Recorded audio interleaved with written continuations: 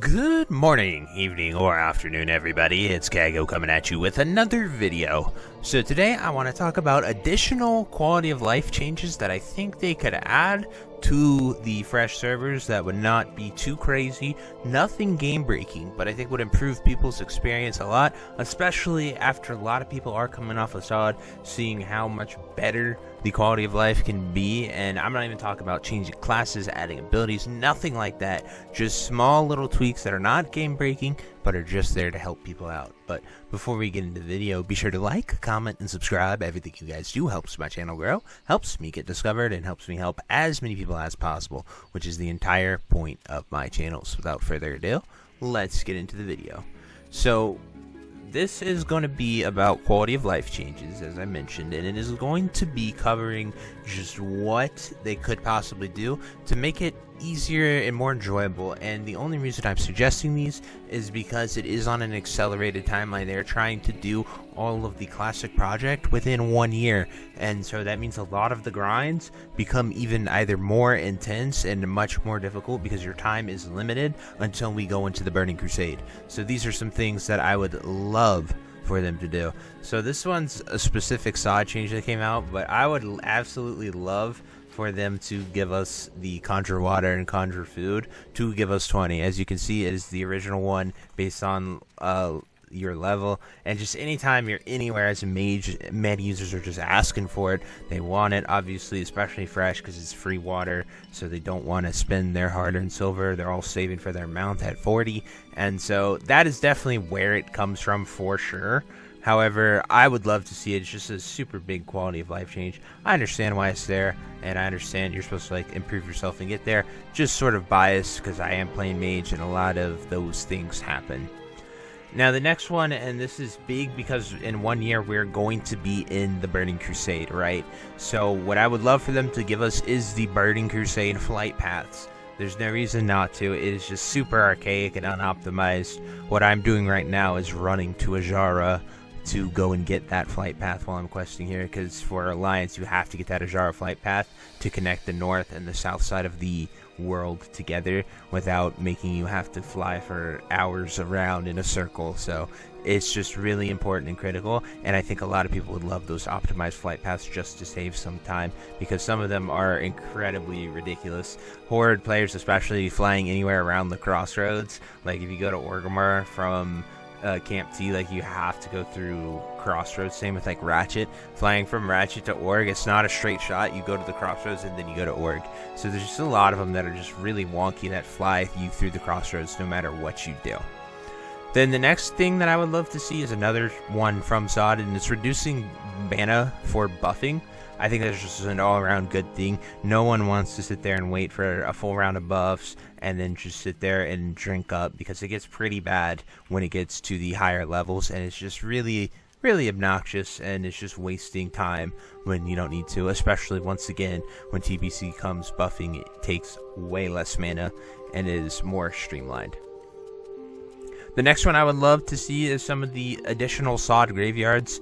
They were put in the SOD because people are just having to spend like 5 to 10 minutes running back, especially in Ashenvale here. If I were to die, I would go back to where we started in the city instead of having to go all the way through here. So it would really just be nice. Once again, just a small quality of life, not too game breaking, not too game changing, just something to help the player base out. Then another one that I noticed, or well, my guildies noticed and were saying to me, is respec gold. So it's original classic value, and in SOD, especially at the end of phase 1, they reduced respecking to about 10 silver. And since we are already changing respecking and they are allowing us to have dual spec specialization coming soon, I think it'd be a huge benefit to at the very least give us the reduced cost for respecking until we get the dual spec out there, because once again I just think it would be very beneficial and help a lot of people out, because especially new players who don't necessarily know what spec they're going, like other classes like druids, paladins, classes that pretty much are only healers when they get to the end game, but need to go out there and play the game and quests and do other things not with others. It really sucks to have to go there, and it'll add up really quick to a point where they'll just be locked in, and then you never want players playing something that they do not enjoy and just have to out of necessity for their group. Then once we get to 60, now this could be in the game, I don't actually know because rating hasn't come out yet, but I would love to see some additional loot, and only because we have 40 players and it is an accelerated schedule. So if we had the normal classic that took like 2.5 years to go into TBC, absolutely fine with the loot, no complaints. I think that is a part of classic, and it's very awesome because when you get those pieces, they just mean so much more. And when we are here in classic, we just, having 40 people only get 2 to 3 pieces of loot per boss really sucks, especially once we're coming off a SOD where everyone got to raid and loot was just handed out crazy, where you're getting like 4, 5, 6 pieces per boss and you're only raiding with half the people. So I think it is really going to hit people hard once we start doing MC and Oni if we're only getting 2 to 3, because you're doubling the raids and you're having the loot. So it's just like it's like a double punch right to the gut, and that really, really will feel bad. But once again, just a suggestion, just my opinion and thoughts, and it's all because we're mainly on that accelerated 1 year mark. Now this is probably the most controversial one, and as you can see, I am playing a mage, so I'm not even a warrior on this side of the argument, and people are going crazy about it back and forth. And it is, should the Alliance get the War Chief's Blessing buff from Season of Discovery? So they added in SOD. They also added in Classic Era, but then everyone flipped out and said we don't want these changes, no changes, and they took it away. To me, the War Chief's Blessing buff, it's not that exclusive horde only buff that you think it is. That is the biggest argument against it. It's just not true.